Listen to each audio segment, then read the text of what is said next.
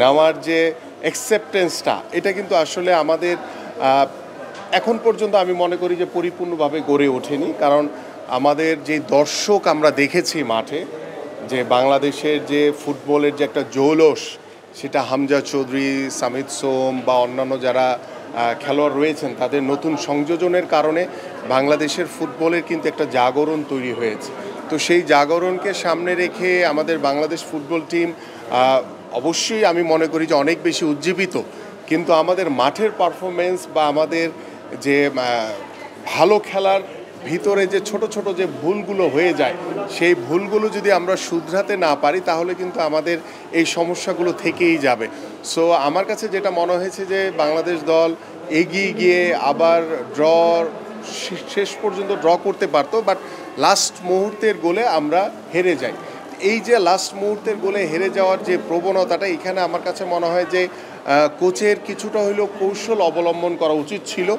যদিও সবাই কোচের বিষয়ে ব্যাপকভাবে নেগেটিভ মন্তব্য করছে, বাট কোচের চেষ্টা করে যে সে তার বেস্ট পারফর্মার যারা রয়েছে তাদেরকেই মাঠে নামানোর জন্য। হয়তো অনেক সময় আমরা যারা বাইরে থেকে খেলা দেখি বা কোচের যে চিন্তাধারা হয়তো বা সবসময় একরকম নাও হতে পারে, বাট এই সময়টা আমরা যদি লাস্ট মুহূর্তে এসে যদি আমরা কোনো খেলোয়াড় যদি চেঞ্জিং করে যদি সময়টাকে আমরা কিল করতে পারতাম বা একটা স্ট্র্যাটেজি নিতে পারতাম, তাহলে হয়তো বা ম্যাচের রেজাল্টটা একটু ডিফারেন্ট থাকতো। তো সবফুলি যে আমরা যেহেতু হেরে গেছি, এখন সকল দায়িত্ব কোচের ঘাড়ে গিয়ে বর্তাবে। এবং আমার কাছে মনে হয় যে যেখানে যেখানে আমাদের ল্যাকিংস ছিল, বিশেষ করে ডিফেন্স লাইন এবং গোলকিপার মিতুল যেই সিলি মিস্টেকগুলো করেছে, ভবিষ্যতের জন্য আমার মনে হয় যে এখান থেকে ইটস এ বিগ লেসন, যে তারা ভবিষ্যতে, যেহেতু আমাদের সামনেই হংকংয়ের মাটিতেই একটি ম্যাচ রয়েছে, যেখানে আমি বলছিলাম কিছুক্ষণ আগেই যে আমরা হংকংয়ের সাথে হংকংয়ের মাটিতেই 3-2 জিতেছিলাম। 2008 বা 2009 দিকে হবে, এটা আমাদের বাবলু ভাই কোচ ছিলেন। কিন্তু পরবর্তীতে আমরা হোম গ্রাউন্ডে এসে যেখানে আমরা এগিয়ে জেতার কথা, সেখানে আমরা লাস্ট মুহূর্তের গোলে আমরা হেরে গেছি। সো আমার মনে হয় যে এই ভুল ত্রুটিগুলি থেকে শিক্ষা নিয়ে আমরা যে আমাদের পরবর্তী যে ম্যাচ রয়েছে হংকংয়ের মাটিতে, সেটা যদি বাংলাদেশ টিম, যেহেতু আমরা নিজের মাটিতে খেলেছি, এখানে দর্শকদের ব্যাপক একটা চাপ ছিল, ব্যাপক প্রত্যাশা ছিল, অনেক খেলোয়াড়রা হয়তো বা স্নায়ুর চাপে ভুগেছেন, হয়তো বা সেটা অ্যাবজর্ভ করতে পারেননি। সব কিছু মিলিয়ে মনে হয় যে হংকংয়ের মাটিতে হয়তো বা আমাদের বাংলাদেশ টিম হয়তো বা ভালো রেজাল্ট করার সম্ভাবনা রয়েছে, এই প্রত্যাশা আমরা রাখতেই পারি। আচ্ছা, এইটা আমার কাছে মনে হয়েছে কি বাংলাদেশ এই 40 বছর আগের ফুটবল খেলছে, যে আপনাদের আগে যে ফুটবল হতো, তো এই যে স্নায়ু চাপটা, সারা জীবনে স্নায়ু চাপ থাকে, নিজের মাঠে আরো বেশি থাকে, এটা আমরা আপনি স্নায়ু চাপ কেন বলছেন? এটা বাংলাদেশের ফুটবলের বড় জাগরণ একটা সময়ে আপনাদের পরে, মেবি আমার ধারণা আপনি কিন্তু স্নায়ুর চাপ হচ্ছে যে ব্যক্তি বিশেষ যে খেলোয়াড়রা মাঠে খেলে তাদের সবসময় কিন্তু এত দর্শকের ভিতরে খেলার অভিজ্ঞতাটা নাই। কারণ আমরা যখন ঘরোয়া ফুটবল খেলি, ঘরোয়া ফুটবলে কিন্তু এত দর্শক কখনোই উপস্থিত হয় না। এবং এই দর্শকদের যে উপস্থিতি বা বাংলাদেশের ফুটবলের যে নবজাগরণ তৈরি হয়েছে, সেটা কিন্তু আমি বিশেষ করে মনে করি যে হামজা চৌধুরীকে কেন্দ্র করে এবং আমাদের যে অন্যান্য যে বাংলাদেশি খেলোয়াড় যারা বিদেশে অবস্থান করছে, তাদেরকে বাংলাদেশের মাটিতে এনে বাংলাদেশ দলের পক্ষে খেলানোর জন্য কিন্তু আমাদের একটি নবজাগরণ তৈরি হয়েছে। বাট আমাদের লোকাল ফুটবলাররা কিন্তু আমাদের এত দর্শকদের ভিতরে খেলার অভিজ্ঞতাটা অনেক কম। তো সেই জায়গা থেকে যদি আমরা এই ধরনের ফুটবল টুর্নামেন্ট বা ফুটবল খেলা যদি এত দর্শকদের ভিতরে খেলার অভ্যাস হয়ে যায়, তখন কিন্তু আর এই স্নায়ুর চাপটা থাকবে না। তো আমার কাছে মনে হয় যে আমি যে সিলি মিস্টেকগুলো দেখেছি, সেটা যদি একটু কনসেন্ট্রেট করতো বা একটু যদি খেয়াল করতো, তাহলে কিন্তু আসলে এই মিস্টেকগুলি হয় না। এবং সেটা আমার ক্ষেত্রে বাংলাদেশ ফুটবলের একজন সাবেক ক্যাপ্টেন হিসেবে এই পরামর্শ, সেটা হচ্ছে কনসেন্ট্রেশন, মনোযোগ।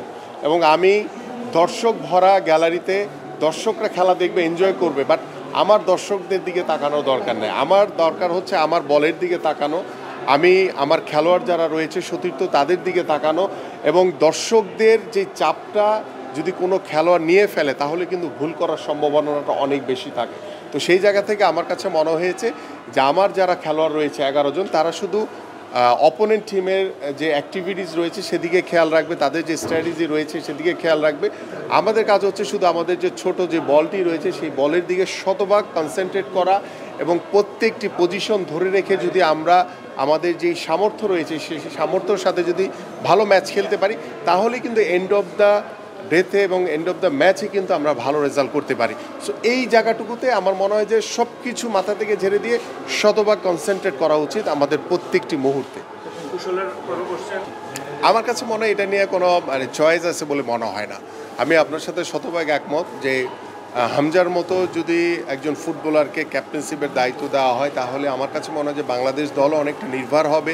পাশাপাশি হামজা চৌধুরীর যে নেতৃত্ব, তিনি লিস্টার সিটির মতো ক্লাবে নেতৃত্ব দিয়ে থাকেন এবং আমার কাছে মনে হয় যে আমরা যদি হামজা চৌধুরীকে ভবিষ্যতে ক্যাপ্টেন্সি প্রদান করি তাহলে আমাদের বাংলাদেশ দল আরও অনেক বেশি উজ্জীবিত হবে এবং বাংলাদেশের দর্শকরা উজ্জীবিত হবে। এবং আমার কাছে মনে হয় যে আমাদের যারা বর্তমানে এখন ক্যাপ্টেনশিপ করছেন তাদের হয়তোবা এক এক সময় এক একজনকে দায়িত্ব দেওয়া হচ্ছে, যেটা নিয়ে হয়তোবা নিজেদের খেলোয়াড়দের ভিতরে একটা কনফিউশন বা একটা দ্বিধাদ্বন্দ্ব তৈরি হতে পারে। এটা খুব স্বাভাবিক একটি বিষয়। বাট হামজা চৌধুরীর বিষয়ে আমার কাছে মনে হয় যে এখানে কোনো প্রশ্ন থাকবে। সো আমি আশা করি যে ভবিষ্যতে আমার বাংলাদেশ টিম এবং বাংলাদেশ টিমের ম্যানেজমেন্ট বা বাংলাদেশ টিমের কোচ তিনি এই দায়িত্বটা হামজা চৌধুরীর কাছে দিলে বাংলাদেশের ফুটবলের জন্য একটি ইতিবাচক দিক উন্মোচন হবে। Thank you. আসলে না, আমি এটার সাথে একমত না, কারণ ম্যাচ হেরে গেলে কোচের দোষ হয়, এটা খুব স্বাভাবিক এবং কোচও তার দায়িত্ব তার নিজের কাঁধে নেয় যে ম্যাচ হেরে গেছে। এখন কোচ যদি মনে করে যে হ্যাঁ আমি হয়তো বা এই বাংলাদেশ দলের সাথে মানে আমার যে স্ট্র্যাটেজি বা বাংলাদেশ দলের খেলোয়াড়রা হয়তো বা মিলছে না, তাহলে কোচ নিজে থেকেই পদত্যাগ করা উচিত। বা আমাদের ম্যানেজমেন্টের যারা দায়িত্ব রয়েছেন তারা যদি মনে করেন যে হ্যাঁ আমি দীর্ঘদিন এই কোচকে দিয়ে দেখলাম আমি আশানুরূপ রেজাল্ট পাচ্ছি না, তাহলে বাংলাদেশ ফুটবল টিমের যারা ম্যানেজমেন্ট আছে তারাও এটা তাকে পদত্যাগ করানোর জন্য বাধ্য করতে পারে। সো আমার কাছে মনে হয় যে এটা স্পেসিফিক শুধু কোচের উপরে দোষ না দিয়ে আমরা সামগ্রিকভাবে আমরা যারা মাঠে ছিলাম খেলোয়াড়, কোচ, সকলেরই সিলি মিস্টেকের কারণে কিন্তু আমরা ম্যাচটি আমাদের হাতছাড়া হয়ে গেছে। সো এককভাবে কোচকে দোষারোপ না করে আমরা যদি মনে করি যে না আমরা এই কোচ দিয়ে পারছি না, তাহলে চেঞ্জ করে আমরা নতুন কাউকে দায়িত্ব দিব। বাট একজন নতুন কাউকে দায়িত্ব দিলেই কিন্তু আপনার এই কোচ কিন্তু রাতারাতি আপনার বাংলাদেশ দলকে জিতিয়ে দিতে পারবে না। সো আমাদের যে সামর্থ্য রয়েছে, আমাদের যে শক্তি রয়েছে, সেই শক্তি নিয়েই আমাদের মাঠে নামতে হবে। কোচের ভুল ত্রুটি থাকতে পারে, খেলোয়াড়দের ভুল ত্রুটি থাকতে পারে, ম্যানেজমেন্টেরও ভুল ত্রুটি থাকতে পারে। সকলের সমন্বয়ে আমাদের লক্ষ্য হচ্ছে একটাই, যাতে বাংলাদেশ দল জিতে এবং সবার আগে বাংলাদেশ আমাদের, সেই বাংলাদেশকে আমরা জেতাতে চাই এবং সেটার জন্য কোচ, খেলোয়াড় বা অফিসিয়াল যারা রয়েছে সকলকে ঐক্যবদ্ধভাবে কাজ করতে হবে।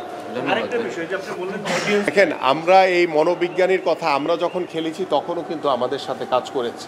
তো আমার কাছে মনে হয় যে প্রত্যেকটি ন্যাশনাল টিমেই মনোবিদ থাকাটা অত্যন্ত জরুরি। কারণ আমরা যখন যে ম্যাচটি খেলতে যাব মানসিকভাবে যাতে কোনো চাপ না নেওয়া হয়, এটার জন্য কিন্তু আমাদের যে মানসিক এবং যে মনোবিদের যে প্রয়োজন, তিনি যে মেন্টালি আমাদের খেলোয়াড়দেরকে যে শক্তিশালী করবেন, মেন্টালি আমাদের খেলোয়াড়দেরকে যে সামর্থ্য যোগাতে পারবেন, যে মানসিকভাবে যে একটি পরিবর্তন দরকার, যে আমরা এত দর্শকের ভিতরে খেলছি কিন্তু আমরা এই দর্শক মাঠে আছে সেটা আমরা ভাববো না, এই যে একটা মানসিক চেঞ্জ, এই পরিবর্তনটা শুধু কিন্তু মনোবিদ দিতে পারেন। এবং আমাদের অনেক খেলোয়াড়রা রয়েছে, আমি আমার সময় দেখেছি যে আমি নিজেই অনেক মনোবিদের সাথে কথা বলেছি বিভিন্ন সময়। আমাদের ন্যাশনাল টিমে মনোবিদ ডাক্তার হিসেবে যারা দায়িত্ব পালন করেছে তারা দীর্ঘদিন আমাদের সাথে কাজ করেছে।